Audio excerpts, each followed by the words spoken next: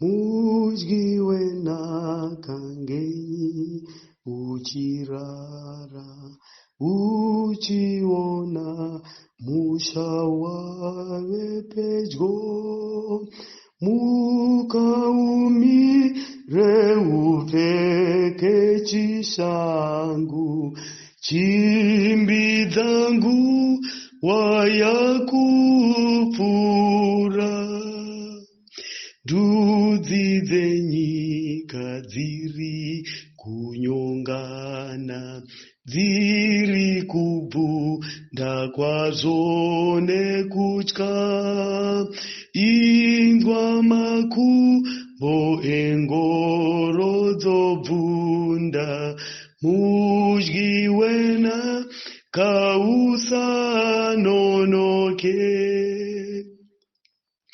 Usanyengedzwe nezviro zvenyika, rufaro rwayo runopfuura. Siya ruchiva nepfuma yepasi, mudyi wenhaka chisiya zvese. Misa musoro ziso ritarise, uone mbiri yaJesu mambo, ona kupenya kwake kumakomo, mudyi wenhaka imba ufare. Makadiwa na vamwari, toda kutenda Mwari mukati memanherano vatiitira nyasha, vakatisonganisazve mukati merimwe zuva rinonzi nhasi. Rumbo rwatanga tichiimba runoti mudyi wenhaka ngenyi uchirara, iwo uchiona kuti musha wava pedyo, zvikamuka umire upfeke chishangu, chimbidzika nguva yava kupfuura. Mwari vatiitire zvakanaka, Mwari vatiratidze kushata kwemazuva, Mwari vatiratidze kushata kwenguva. David unomboti ndidzidzisei kurava mazuva angu Mwari, kuti Mwari vatibatsire tichigona kurava nhambwe imwe neimwe. Mwari vatiitire nyasha. Zvikai ndoda pastanza namba 3, usanyengedzwe nezviro zvenyika, rufaro rwayo urwu runopfuura. Siya ruchiva nepfuma yepasi, mudyi wenhaka achisiya zvose. Mwari vatiitire nyasha. Chokwadi vadikani, tisanyengedzwa nezviro zvenyika. Pana Vharai Matsime pati 3 takasiya Hezekaya atsunga moyo. Mwari ngavatiitire nyasha, titsunge moyo parwendo rwechikristu, tipedzise resi yatakatanga. Shoko raMwari rinoti zvawaimbomanya, ko ndianiko wakazokudzidzisa kufamba? Mwari vakuitire nyasha vadikani. Patakabva ndokwava kure, kotoinda kwava pedyo. Pano umwe mutauri wakambotaura achiti, kana tiri mukati mesango, iri nguva yorubvunzavaeni, apo vazhinji vanenge vachibika zvokudya zvekususura. Hanzi ukanzwa goko ronhuhwira, ziva kuti wava pedyo nokumusha. Vadikani, goko ronhuhwira rokudenga, tava pedyo nokuenda kumba. Ini kana ndakamira panyaya yekudzoka kwomuponesi, ndinofara ndichitarira kudzoka kwake. Shuviro yangu ndeyekuti ndiverengwe pakati pevachaponeswa. Vadikani, nyasha dzaMwari dzakatiringana for salvation. Nekutadza kwedu nokusviba kwedu, we just need to have to go one step. Tiinde pamberi paMwari, tivabudze kuti nesuwo tinoda Mwari. Mirai nesu panguva dzokutambudzika, tisimbisei pautera hwedu, tigone kumira tisingati. Mwari vatiitire nyasha. Regai munguva pfupi tibate Vharai Matsime pati 4. Mwari ngavatidetsere.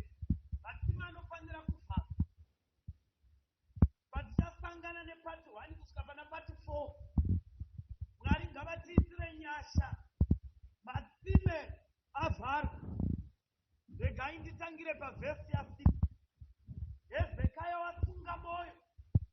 Watozvipira kuti this is a do or die. Regai ndikuudzei vadikani. Gwendo gwechikristu is a do or die. Mwari ngavatiitire nyasha. Hatidzokeri kumashure. Backwards never, but forward ever. Mwari vatiitire nyasha mugwendo uku. Patinofanira kusimbiswa vatipe simba. Patinofanira kutsungiswa vatitsungise. Indakamboti Mwari, imi nditsungirei, nokuti ndogandika pamiri. Nditsungirei Mwari, pindai mandiri. Kana magaramo maita ugaro, imi monditsungira.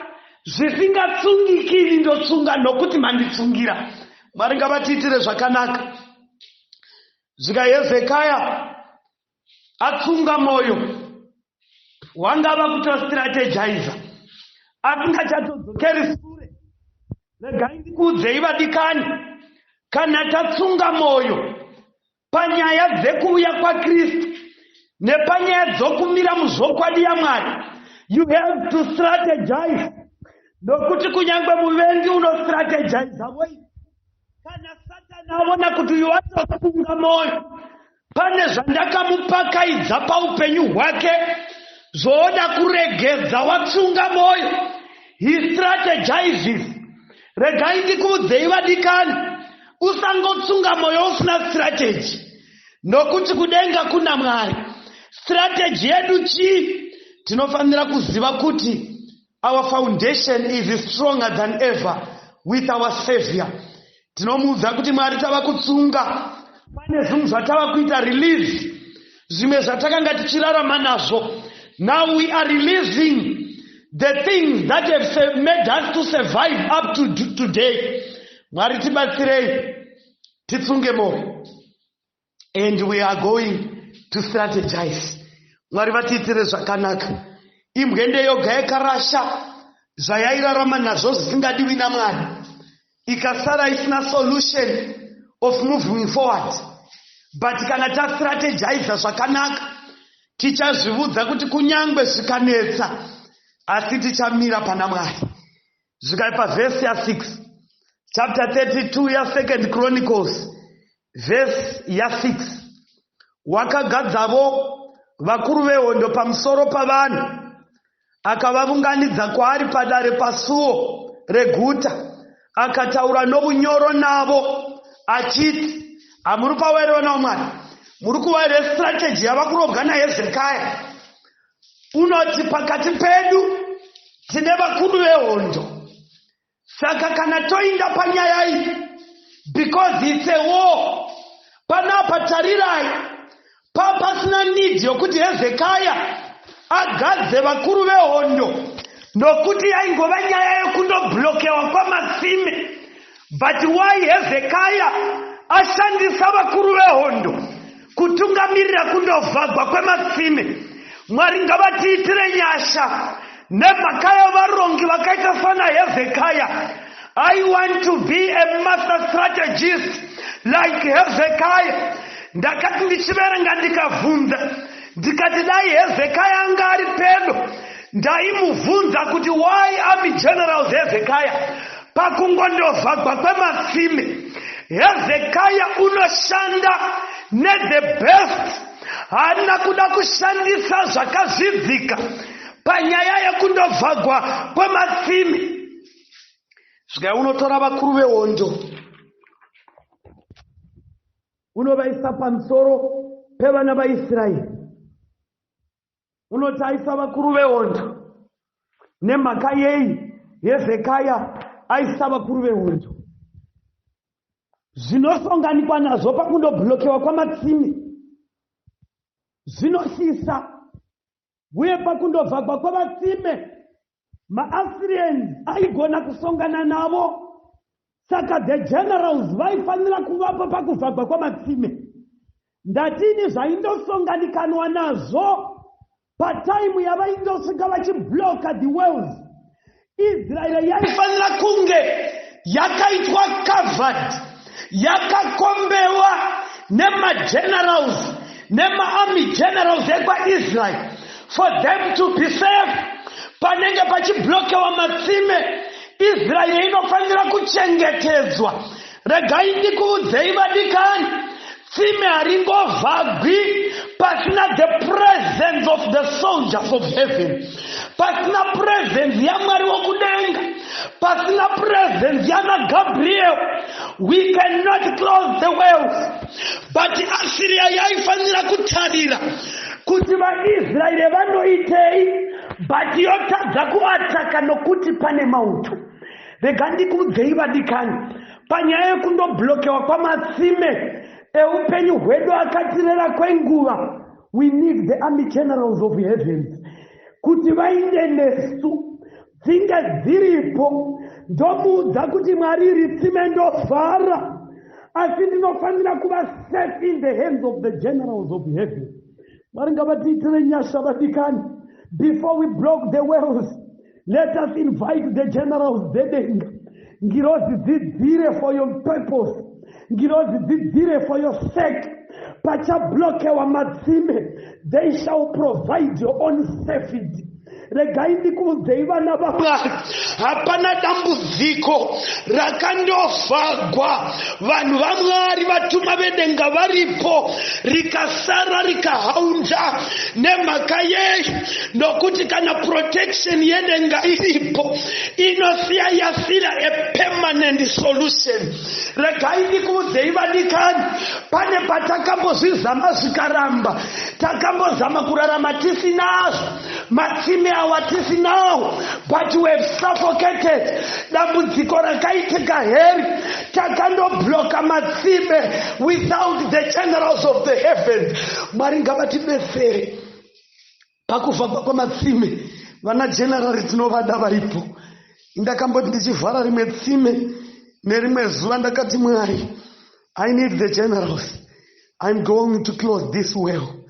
Basa iri ndava kurivhara nemhaka yekundirambidza kuparidzwa kwevhangeri. Basa iri ndava kuvhara tsime nokuti pandava kurega maefforts ose nemhaka yekuti ndinenge ndiri pabasa. Ndaikumbira Murungu wangu kuti nditenderei kuti pagore at least kandaitavo mashoma ndoita maefforts anokwana kuita iwo 10, asi vakandirambira vakati at least 1 per year. Ndikati Mwari, I'm closing the well. Murupa waIsraeri vana vaMwari, Mwari ngavatiitire nyasha. Ndikati Mwari iri tsime ndotovharai. Ichokwadi, I was surviving with this office, but nemhaka yesimba nenyasha dzenyu, this well should be closed. Asi ndinokumbira the presence yedenga kuti mufambe neni, nokuti I also have children, I also have vari pasi pangu vanotora mabhandiri, but without closing these wells, Mwari handigoni kuponeswa pamberi penyu, asi tsime iranga richindichengeta ndovhara. Mwari ngavatiitire nyasha. Ende kuvhagwa kwetsime iri paindilidha kundogara kumusha kuruzevha. Murupa waIsraeri vana vaMwari, ndoda kuudzai kuti there are times that tinoita tough decisions in this life. Kana Mwari vakasatibetsera hatigoni kupamira tiri toga, and there are repercussions dzinodzoka kuzokuudza kuti it was wrong, the decision that you have made was very wrong. Regai ndikuudzei vadikani, matsime anofanira kuvhagwa, but we need to strategize. Our master strategy is to invite the generals of heaven. Vandovhara matsime tinavo, ivo havakuvhariri ndozvakanakira denga. Harifosi munhu kubuda muchivi, but rinosvika magenerals omira, akamira kuti iwo wati tinondovhara, but your protection is our key. Wondosvika pakuchengetedza, iwe wozvivharira matsime. You know the wells that you have opened in your life, which are not dear to Jesus, which are not dear to our Savior. You know the wells that you have opened, my sister. You know the wells that you have opened, my brother. The girlfriend that you have been moving with her for 10 years. I know the sin is now permanent. It seems permanent. But what I can tell you, my brother, and give you assurance, you can close the wells. Kana wada kuvhara matsime usaenda uri woga. Because ukarezenegwa, ukachemegwa upamiri. Invite the generals of heavens for them to make sure that safety is upon yourself. Saka unodana magenerals aIsrael. Tinokudaidza Ishe, pfura ine pano. Tinokudana Ishe wangu, pfura ine pano. Tinokudaidza Ishe wangu, pfura ine pano. Oh Ishe, matsime ngavhakwe. Time is no longer on our side. Time buying is now up. Mwari ngavatibetsere. Hezekiah unoisa magenerals anochengeta vanhu. Verse 7, Hezekiah unoti, ivai nesimba mutsunge moyo. Regai kusha kana kuvhunduka pamberi pamambo weAsiria, kana pamberi pavazhinji vose vaanavo. Nokuti unesu mukuru kunowaanai. Iye uno ruoko rwenyama. Asi unesu ndiJehovha Mwari wedu, kuzotibatsira nokurwa navavengi vedu. Vanhu vakavimba namashoko aHezekiah mambo waJudha. Mwari ngavakomborere kuverengwa kweshoko ravo. Hezekiah unovatitsungai mwoyo. Musatya pamberi pamambo waAsiria. Musavhunduswa nevanhu vaanavo. Musavhunduswa nedigiri yokukura kwechivi. Musavhunduswa nokuti vari kwaari ndevenyama, asi vari kwatiri vane simba rokukurira. I believe in God with all my heart. Kwatabva naMwari uyu ndokure, kotoenda ndokupedu. Handizivi kuti ndingatsanangura sei vadikani kuti muunderstande kuti you can survive outside the box. You can still survive, my sister. You can still survive, my brother.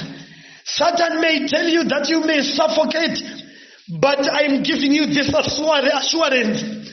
Kudenga kuna Mwari. Unoti kana mutadzi umwe akatenderuka, denga rose rinotinhira nokufaro. Today be thy sinner. Unodzoka kuna Mwari nemisodzi. Unodzoka kuna Mwari nokurevesa. Usina simba, usina power, usingatozivi zvazvichava. But udza Mwari kuti, God, I am coming before thee. I need the generals to cover me. Nokuti the tracks that I am going to live, but time yandichasiya zvandakararama nazvo. Mwari ndinoda tsoka dzimwe vakonewe kundironda nepandakapinda napo. Hezekiah unovaudza kuti uri kwatiri, hazi wenyama. Ivo vanorirarama noruoko gwenyama, asi unesu ndiJehovha wedu.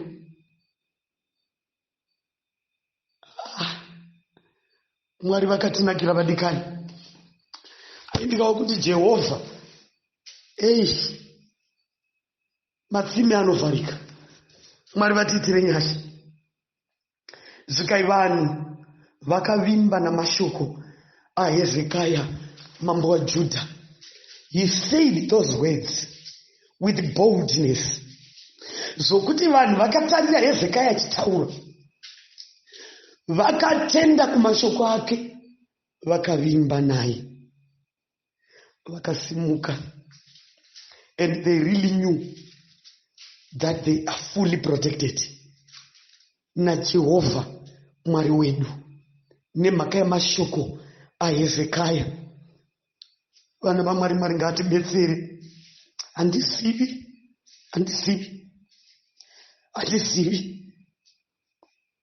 I might cause you not to believe the power that is in God, because maybe of my character, because maybe of the way I present.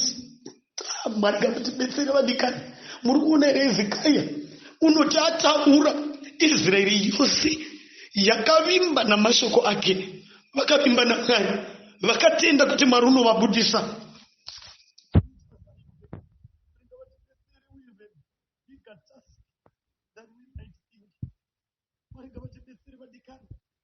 Iwe pane pakunovimbiwa newe navanhu, kana wavataurira nokuvasimbisa, vanovimbawo here newe. How do you present yourself before the community? How do you present yourself before the church? How do you present yourself before the heathens? Vanofanira kuti kana wataura kunaka kwaMwari, vavimbe naMwari wacho through you.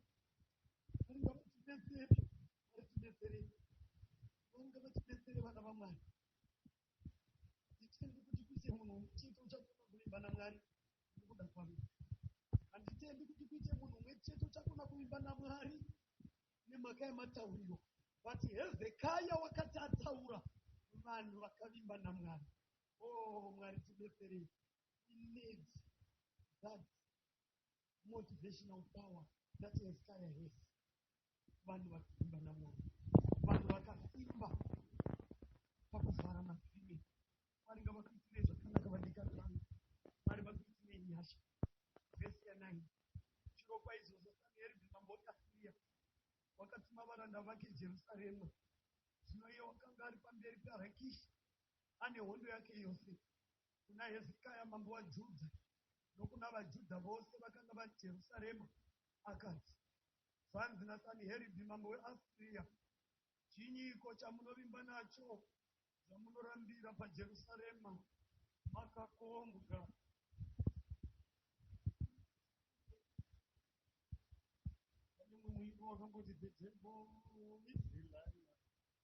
Varinga vatidetsere vana vaMwari. Muri kuzwa here challenge iri kuitwa naSanheribhi mambo weAsiria kuvaIsraeri. Regai Mwari ngavatidetsere. Ndati tiri kunzwa here the challenge iri kuitwa naSanheribhi to the Israelites. Apa pandidzikira. Mwari ngavatidetsere. Unoti inzwai vana vaMwari. Pataverenga kubva pavhesi 10 pavhesi 9, waitova nehondo yake yose yeAsiria. He was armed. He had first class soldiers. He had first class armory. Zvose zvaidiwa pakugwa waiva nazvo. Vhesi ya 10. Zvanzi naSanheribhi mambo weAsiria, chinyiko chamunovimba nacho zvamunorambira paJerusarema makakombwa. Iyi vhesi yakandichemedza. Chinyiko chamunovimba nacho zvamunorambira paJerusarema makakombwa. Chii chamunovimba nacho? Marambira paJerusarema, asi paJerusarema pamuri makakombwa futi. But muri kurambirapo, chinyi chamunovimba nacho? My sisters, pana Mwari atibvi. Chero Sanheribhi wakatikomba, chero akavhunza kuti munovimba nei zvamunorambira pana Mwari makakombwa. It's true, my sisters. The devil is fighting us each day, left, right, and center. He is tossing us around by all means. Satan unogona kukutocha nepoverty to an extent yokuti you lose focus. But nevertheless, we shall stand firm. Pana Mwari unovadombo. Chero akavhunza chicha munombovimba nacho. We believe and we trust in the Lord all the time.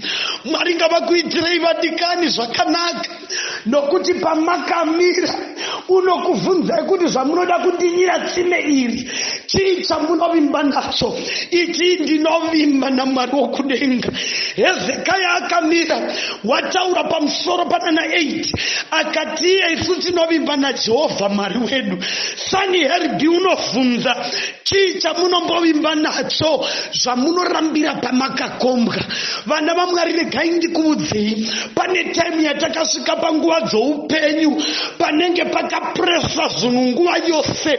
Ukaenda kuvana you are pressed, ukaenda kumarriage you are pressed, ukaenda kuhama you are pressed, unova oppressed everywhere.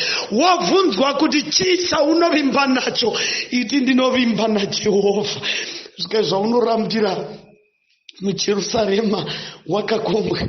Ndakati ndaverenga this chapter ndikati ichokwadi Mwari, ndakambopresewa left right and center, and handina kuziva kuti it was a target yaSatani yokuda kuona chandinovimba nacho. Mazvita enyu Mwari nokuti makatibudisa panohisa. Muri pawisera vana Mwari, hatingashi kushayiwa tii, zvino takamboshayiwa mafuta mumuriwo. Muri pawisera vana Mwari kuti kushayiwa tii kunonzi kushayiwa tii unozomwisa musoro. Satani kana wada kuvimba naMwari unokuvharira mwinyatso yose yemukaka. Kana yavhagwa iwe ukaramba uripo unoti chii chaunovimba nacho. And once avhunza muromo iwoyo, our Lord Jesus the Almighty God will stand up for you. Mwari ngavatiitire zvakanaka pose paachativhunza kuti tinombovimba nei. Satani pachake ngaazive kuti kudenga kuna Mwari. Hapo hatibvi. Mwari hatibvi vadikani. Vanamuti hatibvi. Chii chaunovimba nacho. Mwari ngavatiitire zvakanaka. Tosongana mukati mezuva ramangwana.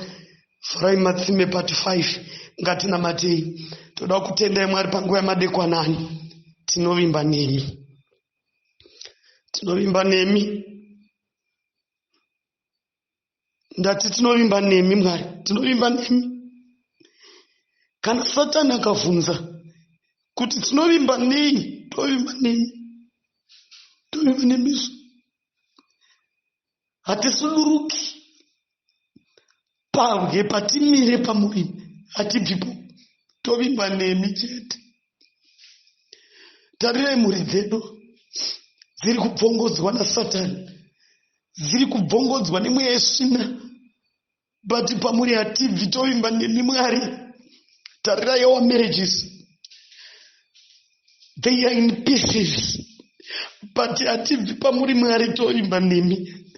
Tarirai ukama, vanhu vari kumukirana, mwana unomukira baba vake, mwana unomukira mai vake, but hatibvi Mwari, tovimba nemi. Tovimba nemi. Hedzo hondo dziri mukati meupenyu hwedu. We are asking the army generals kuti vasumuke kudenga vatichengetedze Mwari, nokuti tinovimba nemi. Sanheribhi weupenyu hwedu achitivhunza zvatinovimba nazvo, ngainde achizviziva katatu kuti tovimba naJehovha. Mazvita enyu Mwari mukati mamadekwana ano. Chengetai varandakadzi venyu, chengetai varandarume venyu, chengetai vana vedu, chengetai vazukuru vedu. Tovimba nemi Mwari. Chivai nesu mukati meusiku bwanhasi. Tichengeterei upenyu hunouya, tichengeterei salvation. Tirwirei patisingagoni kurwa toga. Vatumwa venyu vokuchengeta ngavakomberedze tose. Amen.